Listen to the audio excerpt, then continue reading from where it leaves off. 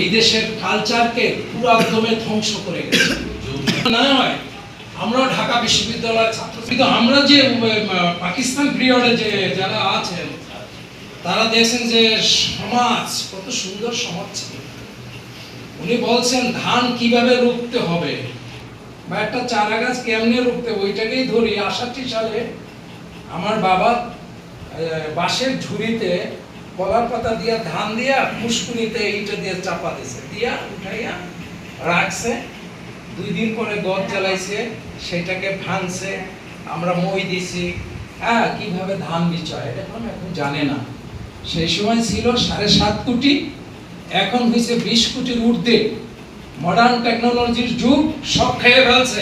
কিন্তু ইউনূস তুমি কি করেছো দেশটাকে, দেশের যুব সমাজ, ছাত্র সমাজ, নারী সমাজকে ধ্বংস করে গেছো। শ্রদ্ধা নাই, শ্রদ্ধা নাই, সালাম নাই, ভক্তি নাই। যেখানে মনে হচ্ছে সেখানে মেয়েরা হাত তোলে পুরুষের গায়ে, পুরুষ আবার মেয়ের গায়ে হাত তোলে। কেন? এটা হলো শিক্ষার গুণ। ঢাকা বিশ্ববিদ্যালয় অপরজয় বাংলার পাদদেশে দাঁড়িয়ে আমরা আন্দোলন সংগ্রাম করেছি। এরশাদ, সৈয়দ এরশাদের 9 বছর স্টিম লড়াইয়ের বিরুদ্ধে যুদ্ধ করে আমরা জেল খেটেছি। আমি 4004 দিন, হিসাব করেন ৭৭ সাল থেকে জেল কাটি। যাই হোক, আজকে সমাজ ধ্বংস হয়ে গেছে।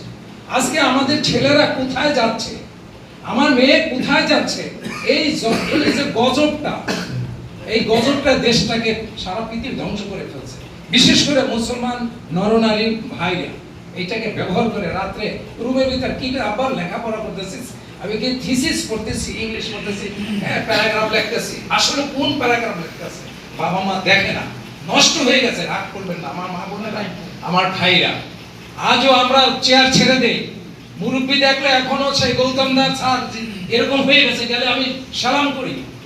আর এখন দেখলাম কালকে টিচাররে মারতে আসে একটা ক্লাস 9 এর ছেলে, ওর গজব পড়ুক, ওর বাপে কি সন্তান জন্ম দিয়েছে। এটা আমরা লেখাপড়া করছি, যেটুই করছি, আমরা সেটাকে মূল্যায়ন করার চেষ্টা করি।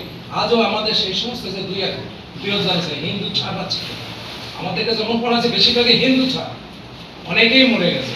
যাই হোক, আমার পূর্ববর্তী বক্তা এরপরে বক্তা যিনি বলছেন ওনাদের সাথে একাত্মতা পোষণ করে আমি বলবো, আসুন বর্তমান যে সরকার উপনীত হয়েছে আমরা দেখতেছি, অনেক অনেক দেখেছি, আইয়ুব খানেরটা দেখছি, শেখ মুজিবুরটা দেখছি, এরশাদেরটা দেখছি, অবনম দেখছি, আর হাসিনা দেখছি, বেগম খালেদা দেখছি।